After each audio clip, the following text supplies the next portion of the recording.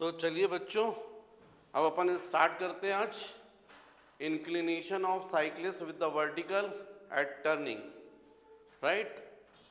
तो नेक्स्ट अपन को जो आर्टिकल पढ़ना है वो है inclination of cyclist with vertical eight turning.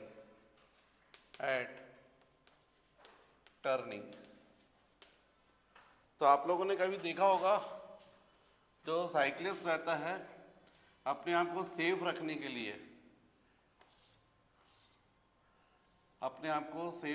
लिए, जो टर्निंग होती है वहां पर इस तरीके से थोड़ा सा वर्टिकल के साथ में इंक्लाइन कर लेता है। ये साइक्लिस्ट हो गया, मान लीजिए ये साइकिल हो गई, ये साइकिल का ये हैंडल हो गया, ये वर्टिकल हो गया, ये यहाँ पर सीट हो गई, ये साइक्लिस्ट बैठ गया, इसका पीठ हो गया, ये सिर हो गया, ये हाथ हो गए, ये पैर हो गया, राइट। तो साइक्लिस्ट ने क्या किया, टर्निंग पर अपने आप को सेफ रखने के लिए वर्टिकल के साथ में क्या कर लिया, इंक्लाइन कर लिया, सपोज बाय थीटा एंगल। अपन को यही इंक्लिनेशन जो है वो फाइंड करना है। तो कभी देखा होगा आप लोगों ने, जब बहुत जनरली बाइक रेस वगैरह देखे तब तो आपको देखने मिलेगा टर्निंग पर वो अपने आप को वर्टिकल के साथ में बहुत ज़्यादा इंक्लाइन कर लेते हैं, जस्ट ऐसा लगता है उनका घुटना टच हो रहा है। आप लोग भी कभी देखिए, बाइक वगैरह जब चलाते हैं और टर्निंग पर टर्न करते हैं, स्पीड जब ज़्यादा होती है तो थोड़ा सा अपने आप को वर्टिकल के साथ में बेंड कर लेते हैं। तो उस कंडीशन में अपन बात करें, होता यह है कि आपका जो वेट है वो तो वर्टिकली डाउनवर्ड रहता है mg, और टर्निंग पर टर्न करने के लिए आपको रिक्वायर्ड होता है सेंट्रीपिटल फोर्स, जो किस तरफ होता है, टुवर्ड सेंटर। तब क्वेश्चन बनता है कि ये कौन बनाता है, कैसे बनाते हैं। तो होता ही है कि यहाँ पर जो टायर और रोड के बीच में यहाँ पर जो आपको लगता है, ये एक नॉर्मल रिएक्शन लगती है आर। ये नॉर्मल रिएक्शन क्या होता है आप समझिएगा। जैसे मैं इस वक्त खड़ा हूँ या आप बैठे हैं, तो आपका जो वेट है वो फ्लोर को किस तरफ दबा रहा है, डाउनवर्ड। यदि आपका वेट ज़्यादा होगा तो फ्लोर टूट जाएगा, पर यदि फ्लोर में स्ट्रेंथ ज़्यादा है तो इतना ही रिएक्शन आप पर लगा रही है जितना आपका वेट है। तो नेट फोर्स कितना हो गया, 0। तो फ्लोर टूटेगा नहीं और आप वहाँ बैठे रहेंगे। तो ये जो नॉर्मल रिएक्शन होता है ये हमेशा परपेंडिकुलर टू प्लेन होता है। तो अभी फिलहाल इसको समझिएगा, बाकी और मैं डिटेल में आपको फ्रिक्शन में भी समझाऊंगा। तो ये रिएक्शन की जो वैल्यू है वो यहाँ टायर से इस तरफ है आर। इस आर को यदि आप रिजॉल्व करेंगे तो इसका ये वाला कंपोनेंट हो जाएगा आर कॉस थीटा, और ये कंपोनेंट हो जाएगा आर साइन थीटा। मतलब ये जो पॉइंट है जिसके अबाउट आप ये साइक्लिस्ट टर्न कर रहा है, ये मान लीजिए P, और इसी का मैं यहाँ पर फिर से डायग्राम बनाऊँ P। तो मैंने आपको बोला ये नॉर्मल रिएक्शन R, इसको आपने रिजॉल्व किया तो ये वाला कंपोनेंट हो गया R cos थीटा, और ये कंपोनेंट हो गया R sin थीटा। अब आपको R से कोई मतलब नहीं है, इसको रिजॉल्व कर लिया दो पार्ट में।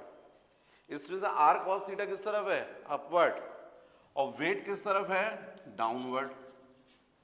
तो ये R cos थीटा बैलेंस करता है किसको, वेट को। लेकिन R sin थीटा को बैलेंस करने के लिए कोई फोर्स नहीं है अपोजिट डायरेक्शन में। तो इस R sin थीटा के कारण ये साइक्लिस्ट जो है गिर जाएगा, पर इसलिए नहीं गिरता है क्योंकि ये R sin थीटा कन्वर्ट हो जाता है रिक्वायर्ड सेंट्रीपिटल फोर्स में। तो कौन प्रोवाइड करता है, ये R sin थीटा। इसका मतलब R sin theta is equal to, हम लोग बोल सकते हैं सेंट्रीपिटल फोर्स Fc, और Fc की वैल्यू आपको पता है। सेंट्रीपिटल फोर्स का फॉर्मूला क्या होता है आपको पता है, mv² बाय r। ये हो गया 1। जबकि मैं बता रहा हूं आपको R cos थीटा जो रहेगा वो बैलेंस करता है किसको, वेट को, mg को। ये हो गया 2।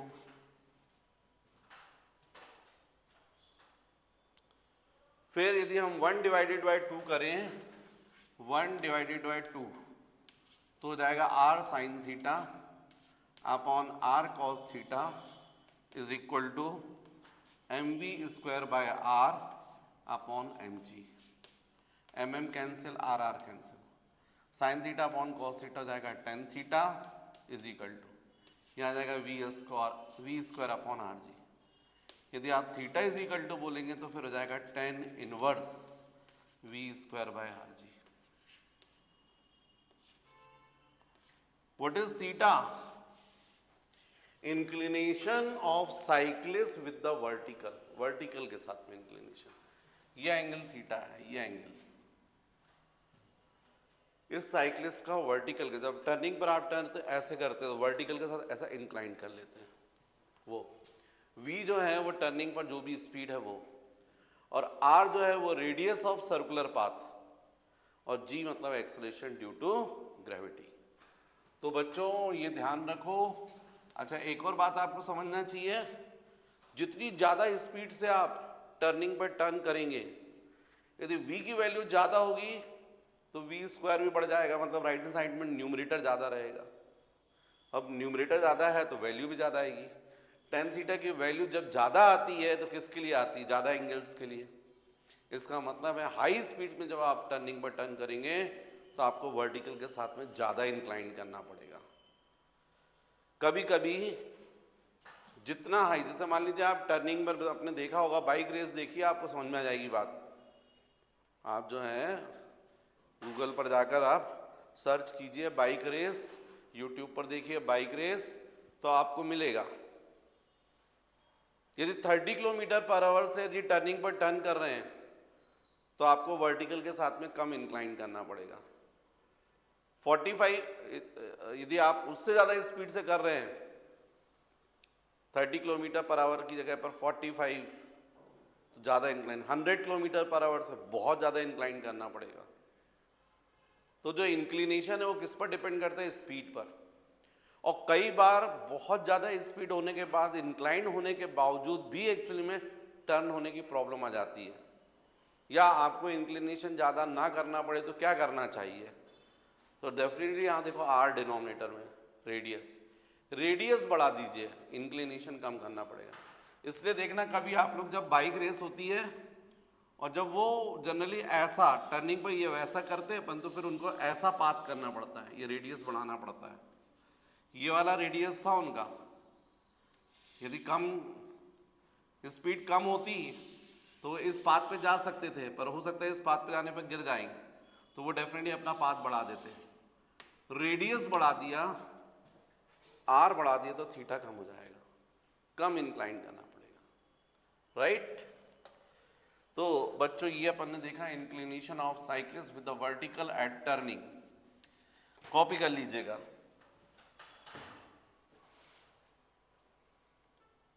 तो बच्चों ये अपन ने देखा साइक्लिस्ट का।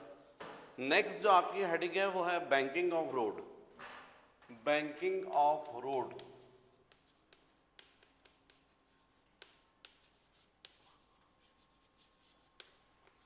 मतलब टर्निंग पर जो बाइक रेसर है या बाइक वाले के लिए तो ठीक है कि उसने टर्निंग पर अपने आप को वर्टिकल के साथ में इंक्लाइन किया और काफ़ी हाई स्पीड में बाइक को चलाते हुए चला गया। वो कार वाला क्या करे? कार वाले ने भी तो कार खरीदी, वो भी तो चाहता हाई स्पीड से जो है अपनी कार को टर्निंग पर टर्न करते हुए वो भी चला जाए। तो उसके लिए गवर्नमेंट करती है, गवर्नमेंट क्या करती है, टर्निंग पर जो रहता है, जो रोड रहते हैं उनको हमेशा इंक्लिनेशन देती है। मतलब ये यदि मान लीजिए ऐसा टर्निंग है ये, तो यहाँ पर जो रोड होता है उसको हॉरिजॉन्टल के साथ में थोड़ा सा एंगल बना देते हैं ऐसे, इसको, इस इंक्लिनेशन को अपन बोलते हैं बैंकिंग ऑफ रोड। तो टर्निंग पर जो रोड रहता है उसका इनर एज अंदर रहता है और आउटर एज थोड़ा सा अप रहता है। यहाँ पर इसको इस तरीके से गिट्टी वगैरह से और बाकी सब चीज़ों से, सॉइल वगैरह से भर के रोड को ऐसा इंक्लिनेशन दे देते हैं। तो टर्निंग पर जो कार रहती है उसकी पोजीशन कुछ ऐसी हो जाती है, ये इस तरीके से, ये ऐसा। जो टायर होता है, इस टायर के ऊपर भी रिएक्शन लगता है सपोज R1, इसके ऊपर रिएक्शन लगता है R2, और इन दोनों का मिलाकर टोटल रिएक्शन जो रहता है वो रहता है आपका R। इस कार का जो वेट है वो रहेगा वर्टिकली डाउनवर्ड mg। यहाँ पर ये जो एंगल है थीटा, मैंने बोला है टू लाइंस के बीच का यदि एंगल थीटा हो तो उनकी परपेंडिकुलर लाइंस के बीच का एंगल भी थीटा होता है, ऐसा मैं आपको प्रूव भी कर चुका हूँ। तो आपको क्लियर, इस हॉरिजेंटल की परपेंडिकुलर तो ये आपको दिख रहा है, और इसका परपेंडिकुलर ये नॉर्मल रिएक्शन है। तो जब ये दोनों लाइंस के बीच का एंगल थीटा, तो इनके परपेंडिकुलर लाइंस के बीच का एंगल मतलब ये हॉरिजेंटल की परपेंडिकुलर वेट और इसकी परपेंडिकुलर ये, तो इसका मतलब ये एंगल भी क्या होगा, थीटा। तो आर को रिजॉल्व करोगे तो ये वाला कंपोनेंट कितना जाएगा, आर कॉस थीटा, और ये वाला कंपोनेंट हो जाएगा आपका R sine theta. Reaction resultant है इसका वो कंपोनेंट जो एंगल बना रहा है वो जाएगा आर कॉस थीटा, और सेकंड कंपोनेंट इसका ठीक परपेंडिकुलर होगा R sine theta. R cos theta balance करेगा वेट को, और आर साइन थीटा प्रोवाइड कर देगा रिक्वायर्ड सेंट्रीपिटल फोर्स। तो यहां भी ऐसे ही होगा, R cos theta is equal to of M G, और R sine theta is equal to centripetal force F C. इसका मतलब R sine theta is equal to M V square by R, ये हो जाएगा 2। यदि आप इक्वेशन 2 को divide कर दें 1 से, तो R sine theta upon R cos theta is equal to, यहाँ भी M V square upon R upon M G, M M cancel, R R cancel, तो tan theta is equal to V square by R G. Same formula जो है वो derive होता है। तो theta is equal to tan inverse V square by R G. तो government क्या करती है, उनके पास में इंस्ट्रूमेंट्स रहते हैं, उसकी हेल्प से ये जो टर्निंग होती है उसका रेडियस मेजर कर लेती है, आर। सर्कुलर पाथ का रेडियस कितना होगा वो पता कर लेती है, और किसी एक स्पीड के लिए वो थीटा की वैल्यू निकालते हैं। मान लीजिए गवर्नमेंट ने कैलकुलेशन कर लिया कि हमको 40 किलोमीटर पर आवर की स्पीड से जो गाड़ियां हैं उनको टर्निंग पे क्रॉस करवाना है, तो v की वैल्यू उन्होंने अज्यूम कर ली 40 किलोमीटर पर आवर, रेडियस की वैल्यू रख दी और g की वैल्यू। इन वैल्यूज़ को यहाँ सब्स्टिट्यूट करके टेन थीटा की वैल्यू निकाल ली, जिससे थीटा आ जाएगा। तो उनको पता चला थीटा की वैल्यू मिल गई, मान लीजिए 15 डिग्री फॉर एग्जाम्पल। तो उनने क्या किया, टर्निंग पर जो रोड है उसको इस तरीके से डिज़ाइन किया कि हॉरिजेंटल के साथ में यहाँ पर इतना गिट्टी भरी, इतना सॉइल भरा कि ये एंड को अप करा, और इतना दे दिया कि ये एंगल कितना मेंटेन हो जाए, 15 डिग्री। तो अब ये रोड पूरा तैयार हो गया है किस स्पीड पे चलने के लिए, 40 किलोमीटर पर आवर। तो वो वहाँ पर एक बोर्ड लगा देते हैं टर्निंग पर, मैक्सिमम स्पीड जो है वो 30 किलोमीटर पर आवर, क्योंकि उनको मालूम है यदि हम 30 लिख रहे हैं तो कुछ लोग होंगे बात नहीं मानेंगे, वो 35 की स्पीड से जाएंगे, कुछ लोग जो हैं वो 36 की स्पीड से आएंगे, कुछ लोग 38 की स्पीड से आएंगे। तो मैक्सिमम सेफ्टी रखते हैं, मान लीजिए 40 तक तो उन्होंने डिज़ाइन किया हुआ है, तो यदि कोई बात नहीं भी माना तो 40 तक तो जाएगा, तो चलो उसको सेफ्टी रख ली। लेकिन उसके बाद भी कई लोग 40 को भी क्रॉस कर जाएंगे, तो फिर भैया वो जाने, उनका काम जाने। जब गवर्नमेंट की बात ही नहीं मान रहे हैं तो फिर देखो नुकसान झेलो अपना। तो ऐसे लोग जो रहते हैं वो टर्निंग पर क्या होते हैं, फिर ओवरटर्न कर जाते हैं। जो गवर्नमेंट ने वहाँ पर स्पीड मेंशन की है उससे बहुत ज़्यादा क्रॉस कर जाते हैं, जो फैक्टर ऑफ सेफ्टी जो होती है उसको भी क्रॉस कर जाते हैं। तो ऐसे लोगों की फिर टर्निंग पर गाड़ी जो है वो ओवरटर्न हो जाती है, पलट जाती है, राइट। तो इस तरीके से बैंकिंग ऑफ रोड है, ये भी आप लोग को नोट कर लेना चाहिए। Circular motion in vertical plane, circular motion in vertical plane, next topic है बच्चों अपना circular motion in vertical plane. तो कभी आप लोग प्रैक्टिकली देखिएगा कि जैसे स्टोन है उसको अपन थ्रेड से बांध देते हैं और उसका ऐसे ऐसे करके बहुत हाई स्पीड से रिवॉल्व करवाते हैं। तो आपने प्रैक्टिकली देखा होगा कि वो स्टोन इस तरीके से सर्कुलर पाथ पर रिवॉल्व करता रहता है वर्टिकल प्लेन में। लेकिन यदि हम उसकी स्पीड को कम करते जाएं, देखो दो तरीके का रिवॉल्यूशन, एक तो ऐसा आप रिवॉल्व करवाती है हॉरिजेंटल प्लेन में हो गया, तो अभी तक जो पढ़ रहे थे अपन वो हॉरिजेंटल प्लेन का पढ़ रहे थे, अब जो मैं पढ़ा रहा हूँ वो वर्टिकल प्लेन का पढ़ा रहा हूँ। तो जब इस तरीके से आप रिवॉल्व दे, अब मेरा हाथ ही देखिए, आप मैं ऐसे रिवॉल्व करवा रहा हूँ, आप थोड़ा ध्यान दीजिए, जैसे ही हाथ नीचे आता है तो मेरे हाथ के ऊपर झटका आ रहा है, या ऐसे आके ये ऐसे बॉडी झुक रही है। तो स्टोन में भी ऐसे ही आप स्टोन को पकड़ कर ऐसे तेज रिवॉल्व करवाएंगे, ऊपर से जब ये नीचे आता है फिर नीचे से ऊपर जाता है इस तरीके से, तो ये सर्कुलर मोशन कर रहा है वर्टिकल प्लेन में।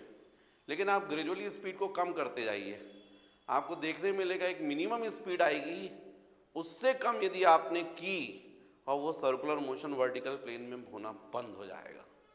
अच्छा, जैसा ही मैं एग्जांपल दे रहा हूँ, इसी में यदि आप ऐसा भी करके देख लीजिए, एक छोटी बकेट को आप पानी से भर दीजिएगा और पकड़कर इसको रिवॉल्व करवाइए हाई स्पीड से, आपको देखने मिले बकेट जो है पूरी उल्टी हो जाएगी, उसके बावजूद भी जो पानी है इसका वो इसमें रहेगा और नीचे नहीं गिरेगा और रिवॉल्व करती रहेगी, जब हाई स्पीड से करेंगे तब। लेकिन जैसे जैसे स्पीड कम करते जाएंगे तो एक स्पीड ऐसी आएगी जिससे कम यदि आपने स्पीड की और ये सर्कुलर मोशन वर्टिकल प्लेन में होना बंद हो जाएगा। इस स्पीड को, मिनिमम स्पीड को अपन बोलते हैं क्रिटिकल वेलोसिटी। क्या बोलते हैं? Critical velocity. तो अब हमको इस चीज को पढ़ने के लिए थोड़ा इसकी कंडीशन समझना चाहिए कि एक्चुअली में हो क्या रहा है यहाँ पर। तो यहाँ पर देखो बच्चों, जब ये सर्कुलर मोशन होता है वर्टिकल प्लेन में, तो एक वक्त बॉडी यहाँ होती है अपनी लोएस्ट पोजीशन पे, और फिर यहाँ से यहाँ पर ऊपर जाती है, तो यहाँ पर होती है हाईएस्ट पोजीशन P पर। ये हो गया सेंटर। जब ये रिवॉल्व करती तो जब यहाँ पर है तो मान लीजिए वेलोसिटी v1 है, और जब ये हाईएस्ट पॉइंट पर है तो वेलोसिटी मान लीजिए अपनी v2 है। ये लोएस्ट पॉइंट और ये हाईएस्ट पॉइंट। इस सर्कुलर पाथ का रेडियस है r। जब ये ऐसा कंडीशन बनती है तो ये थ्रेड में, स्ट्रिंग में डेफिनेटली टेंशन डेवलप होता है। इस टेंशन को मैं नेम दे रहा हूँ T1, जब बॉडी पॉइंट A पर है, लोएस्ट पॉइंट पर, और जब ये ऊपर जाती है तो यहाँ पर जो टेंशन है थ्रेड पे उसको मैं बोल रहा हूँ T2। अब जब बॉडी A पर है तो आप देखिए वेट किस तरफ वर्क करेगा, वर्टिकली डाउनवर्ड। वेट तो हमेशा डाउनवर्ड ही रहेगा, चाहे A पर हो चाहे ये B पर हो, तो वेट किस तरफ रहेगा? डाउनवर्ड, इस तरीके से। अब आपको यहाँ समझना होगा कि इक्वेशंस कैसे बनेंगे। तो जब बॉडी अपनी लोएस्ट पॉइंट पर है एट A, तो आपको दिख रहा है वेट किस तरफ है? डाउनवर्ड, और टेंशन किस तरफ है? Towards centre. और आपको मालूम है सर्कुलर पाथ पर बॉडी रिवॉल्व कर रही है, और आपको मालूम है सर्कुलर पाथ पर रिवॉल्व करने के लिए रिक्वायर्ड होता है सेंट्रीपिटल फोर्स, जिसका डायरेक्शन हमेशा टुवर्ड्स सेंटर होता है। तो ये कब मिलेगा? जब टेंशन की वैल्यू ग्रेटर होगी किससे? वेट से। फॉर एग्जाम्पल टेंशन है यहाँ पर 10 न्यूटन और वेट है डाउनवर्ड 3 न्यूटन, तो इस बॉडी पर नेट फोर्स कितना लगेगा? 7 न्यूटन, क्योंकि दोनों फोर्स अपोजिट हैं। 10 - 3 करोगे ना, 10 - 3 कितना जाएगा? 7। अब ये 7 न्यूटन जो रहेगा वो किसकी तरफ रहेगा? इस तरफ, 10 की तरफ, मतलब टुवर्ड सेंटर। यही 7 न्यूटन कन्वर्ट हो जाएगा रिक्वायर्ड सेंट्रीपिटल फोर्स में। पर यदि मान लीजिए वेट ज्यादा हो गया टेंशन से, ये 10 न्यूटन और ये मान लीजिए 3, तो इसका मतलब इस बॉडी पर नेट फोर्स कितना लग जाएगा? 7। किस तरफ? डाउनवर्ड। तो थ्रेड जो है वो टूट जाएगी, सर्कुलर मोशन नहीं होगा।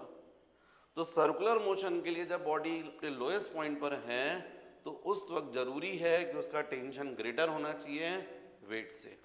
मतलब इस कंडीशन में T1 जो है वो ग्रेटर होना चाहिए वेट से। अब इस पर नेट फोर्स कितना लगेगा? नेट फोर्स तो आपको मालूम है नेट फोर्स हो जाएगा T1 - mg। कितना होगा? T1 - mg। यही नेट फोर्स कन्वर्ट हो जाता है रिक्वायर्ड सेंट्रीपिटल फोर्स में। तो अब यहाँ पर सेंट्रीपिटल फोर्स Fc हो जाएगा is equal to net force, और इसलिए इक्वेशन बनेगा नेट फोर्स, यही नेट फोर्स जो है वो कन्वर्ट हो जाएगा रिक्वायर्ड सेंट्रीपिटल फोर्स में। तो नेट फोर्स आपने देखा कितना था, T1 minus mg is equal to centripetal force, इसका फॉर्मूला क्या है आपका, mv²/r। What is v, velocity when the body at lowest point, जिसको अपन क्या बोल रहे हैं v1, तो यहाँ पर होना चाहिए v1, और r क्या है, radius of A circular path. तो इस तरीके से जब बॉडी अपनी लोएस्ट पॉइंट पर होती है तो ऐसा इक्वेशन बनता है। जब यही बॉडी कहाँ जाएगी, बी पर, तो स्ट्रिंग में टेंशन किस तरफ है, डाउनवर्ड, वेट भी किस तरफ है, डाउनवर्ड, ये दोनों मिल जाएंगे, दोनों मिलकर बॉडी को क्या करेंगे, गिरा देंगे। पर नहीं गिर रही, बॉडी रिवॉल्व कर रही है। इसका मतलब इनका जो नेट फोर्स लग रहा है टोटल, ये पूरा किस में कन्वर्ट हो गया, रिक्वायर्ड सेंट्रीपिटल फोर्स में। तो इसका मतलब जब बॉडी बी पर होती है, जब बी पर रहती है एट बी, तो उस वक्त नेट फोर्स रहेगा T2 प्लस mg, और यही T2 प्लस mg कन्वर्ट हो जाएगा रिक्वायर्ड सेंट्रीपिटल फोर्स में, मतलब m इंटू v²/r। तो उसको यहां पर वेलोसिटी चूंकि अपन v2 से बता रहे हैं इसलिए v2 जाएगा। तो what is T1, tension in string when the body is eight lowest point. What is T2, tension in string when the body at the highest point? What is V1, velocity, tangential velocity or velocity of a body when it is at A, lowest point? What is V2, velocity of a body when it is at the highest point? तो अब आपका ये equation बनेगा 2। एक equation और बनता है बच्चों, वो बनता है bye law of conservation of energy.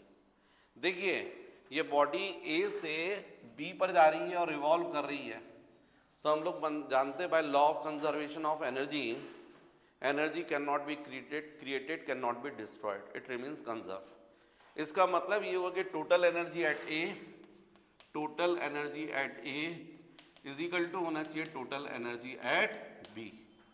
Total energy इस point is equal to total energy at highest point. अब यहाँ पर टोटल एनर्जी क्या बोलोगे आप, तो आप यहां पर बोलोगे potential energy plus kinetic energy. Total energy at B क्या बोलोगे, potential energy at B plus kinetic energy at B. अब पोटेंशियल एनर्जी एट ए, मान लीजिए यहीं से आप स्टार्ट कर रहे हैं, पोटेंशियल एनर्जी पोजीशन की वजह से होती है, कितनी होती है, mgh, लेकिन यहाँ तो h 0 है, यहीं से अपन बात कर रहे हैं, तो पोटेंशियल एनर्जी कितनी रहेगी, 0। यहाँ काइनेटिक एनर्जी कितनी होगी, हाफ m इंटू va² या v1², क्योंकि अपन v1 लेके चल रहे हैं। जब बॉडी यहां पर गई b पर, तो इसके रिस्पेक्ट में कितनी हाइट पर आ गई, 2r। What is 2r, diameter, r radius है तो ये r और ये r, तो आप पोटेंशियल एनर्जी कितनी बोलोगे, mgh, h मतलब हो जाएगा 2r। ये पोटेंशियल एनर्जी का फॉर्मूला है mgh। अब चूंकि यहां पर ये पॉइंट आ गया है डेरिवेशन, इसलिए नहीं तो अदरवाइज आप जब वर्क पावर एनर्जी चैप्टर पढ़ेंगे तो मैं पोटेंशियल एनर्जी का फॉर्मूला भी डिराइव करवाऊंगा, कोई बात नहीं, अभी याद रखिए mgh होता है, और h मतलब यहाँ पर हो जाएगा 2r। a के रिस्पेक्ट में कितना, 2r हाइट। यहाँ पर काइनेटिक एनर्जी कितनी होगी, plus half m into v2²। Kinetic energy का फॉर्मूला था हाफ mv²। तो कुल मिलाकर आपको एक ये इक्वेशन और मिल रहा है। यदि आप इसको ध्यान दें, 2 से मल्टीप्लाई कर दें तो 2 into half m into v1² is equal to 2 into 2mgr plus 2 into half m into v2²। तो आपको दिख रहा है 2 2 कैंसिल हो गया, ये 2 2 कैंसिल हो गया, यहाँ पर m जो है वो भी कॉमन निकल कर क्या हो गया, कैंसिल हो गया। कुल मिलाकर आपका क्या बचा है यहाँ पर, तो आपको दिख रहा है यहाँ पर बचा v1² इज इक्वल टू, ये कितना हो गया, 4gr, 4gr, यहाँ पर प्लस कितना हो गया, ये v2², तो v2² इज इक्वल टू, ये इक्वेशन मिला, ये हो गया इक्वेशन नंबर 3। तो इस तरीके से बच्चों circular motion in vertical plane में हम लोग 3 इक्वेशन डेवलप कर सकते हैं। लेकिन यदि अपन क्रिटिकल वेलोसिटी कंडीशन में बात करें तो मैंने क्रिटिकल वेलोसिटी आपको बताया है। क्रिटिकल वेलोसिटी क्या होती है? Minimum velocity at the highest point in which the body revolves on a circular path in vertical plane. तो अब ये मिनिमम वेलोसिटी हाईएस्ट पॉइंट पर जब आप बोल रहे हैं उस वक्त यहाँ थ्रेड में टेंशन नहीं होता है। टेंशन की वैल्यू कितनी हो जाती है यहाँ पर? 0। अकेला वेट प्रोवाइड देता है रिक्वायर्ड सेंट्रीपिटल फोर्स।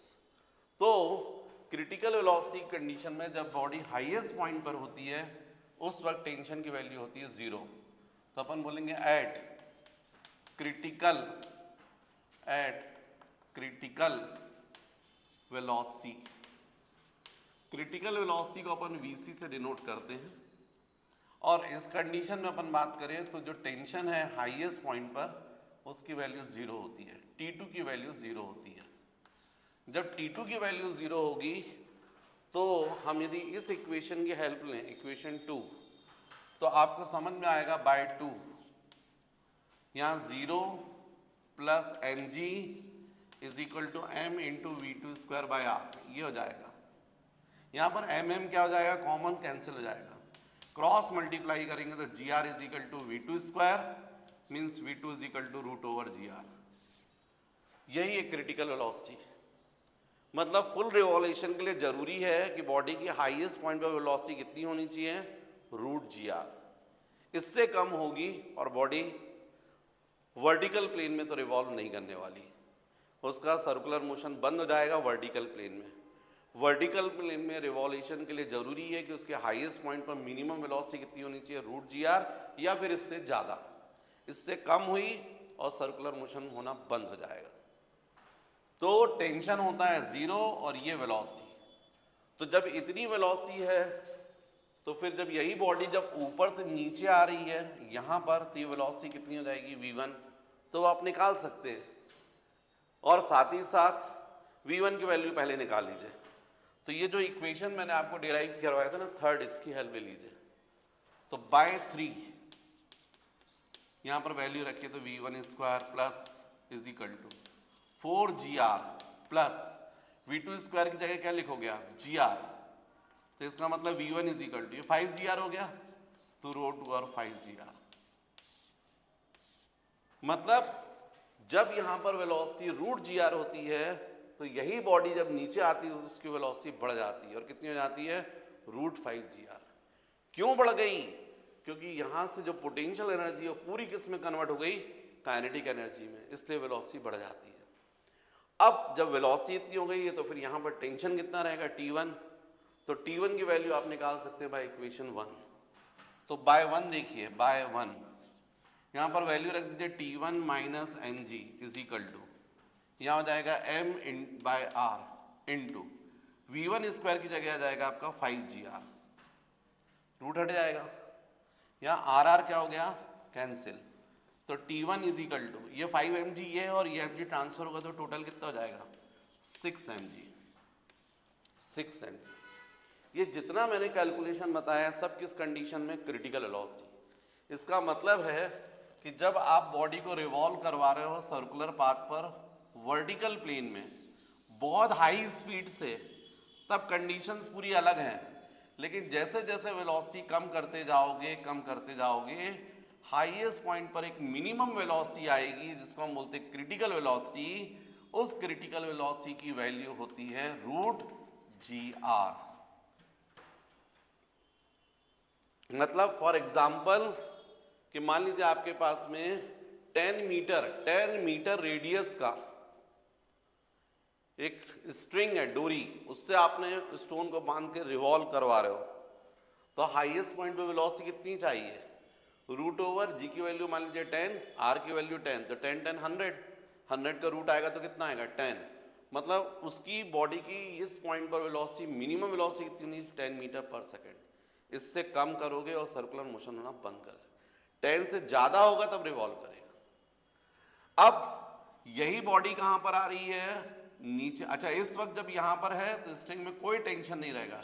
T2 की वैल्यू कितनी रहेगी? 0। ये आपने देखा है, T2 रहेगा 0, वेलोसिटी रहेगी रूट gr। जब यही बॉडी यहां पर आएगी लोएस्ट पॉइंट पर तो उसकी वेलोसिटी कितनी हो जाएगी? तो उसकी वेलोसिटी हो जाएगी रूट ओवर 5 GR, इस वेलोसिटी का रूट 5 टाइम्स बढ़ जाएगी। इसलिए तो मैं जब हाथ से हिला रहा था तो मुझे जर्क क्यों आ रहा था, क्योंकि लोएस्ट पॉइंट पर वेलोसिटी क्या हो जाती है, बढ़ जाती है। जो पोटेंशियल एनर्जी है वो कन्वर्ट होती है किसमें, काइनेटिक एनर्जी। और उस वक्त जब बॉडी यहां होगी तो टेंशन कितना रहेगा यहां पर, तो इसकी वैल्यू रहेगी 6 mg। इसका मतलब यदि थ्रेड कमजोर है, यदि वो टूट सकता है, तो किस वाली सिचुएशन में टूटने का उसका ज्यादा चांस हो जाएगा, जब वो लोएस्ट पॉइंट पर है, क्योंकि इतना टेंशन बेयर नहीं कर पाए। यहां तो टेंशन ही नहीं पड़ रहा है, लेकिन यहां पर टेंशन कितना हो गया, 6 mg। इसलिए कोई डोरी यदि आप देखो, आपके पास में कोई स्ट्रिंग है, डोरी है, उससे यदि आप किसी स्टोन को रिवॉल्व कर रहे हो और यदि कभी टूटती है तो जनरली तभी टूटेगी जब वो कहाँ पर होगी, अपने लोएस्ट पॉइंट, क्योंकि वहाँ पर जब रहते हैं तो टेंशन क्या रहता है, ज़्यादा रहता है, जिसको स्ट्रिंग बेयर नहीं कर पाती है। राइट। तो बच्चों ये पूरा आपका सर्कुलर मोशन जो है वो भी कंप्लीट हो गया है।